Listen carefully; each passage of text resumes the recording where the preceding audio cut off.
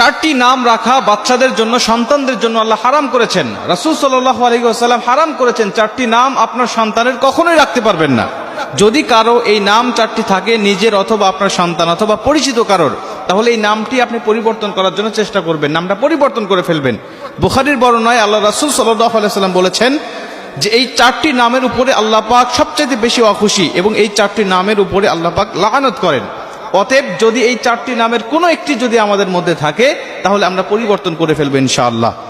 একটি বাবা মার উপরে বিশাল দায়িত্ব তার সন্তানের একটি ভালো অর্থবোধক নাম রাখা, সুন্দর একটি নাম রাখা। সন্তান জন্ম দেওয়ার 7 দিনের দিনে একটা বাবা মা তার সন্তানের উপরে কিছু হক রয়েছে, দায়িত্ব রয়েছে, যে দায়িত্বগুলো একটা বাবা মা পালন করবে সন্তানের জন্য।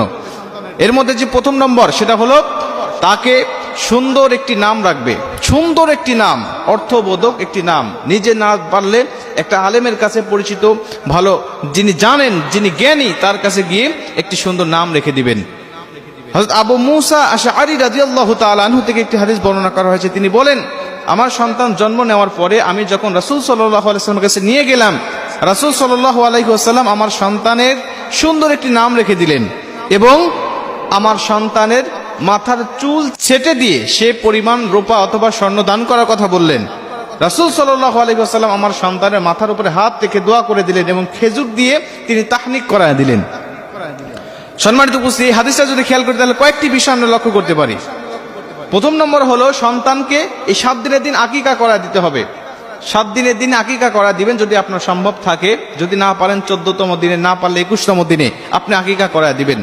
তাহলে এর জন্য আপনার জন্য কল্যাণ রয়েছে অনেক। সন্তানের আকিকা করলে বাবা মার জন্য অনেক কল্যাণ রয়েছে। সম্মানিত ভাইয়েরা আমার, এজন্য এরপরে আপনি তার মাথার চুলগুলো ছেটে দিয়ে সেই পরিমাণ ওজনে রূপা অথবা স্বর্ণ আপনি গরিব মিসকিনকে দান করবেন। এরপরে আপনি তাকে খেজুর দিয়ে তাহনিক করা দিবেন। এই সমস্ত কাজগুলো রাসূল সাল্লাল্লাহু আলাইহি ওয়াসাল্লাম 7ম দিনে করতেন। এটা হলো সুন্নাহ, আমরা করব ইনশাআল্লাহ।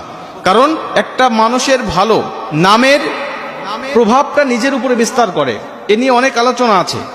রাসূল সাল্লাল্লাহু আলাইহি ওয়াসাল্লাম বলেছেন, প্রত্যেকটি মানুষের নামের প্রভাব নিজের উপরে বিস্তার করে। সব ক্ষেত্রে এক হবে বিষয়টা এমন নয়, কিন্তু অধিকাংশ সময় নামের প্রভাবটা নিজের উপরে পড়ে।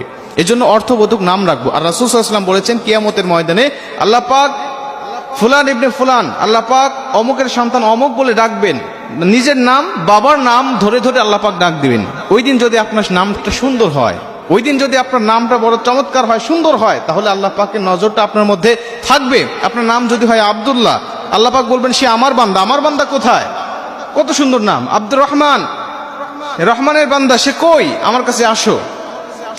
এত সুন্দর অর্থবোধক নাম যখন হয়ে যাবে, তখন কিয়ামতের ময়দানে আপনার কোনো টেনশন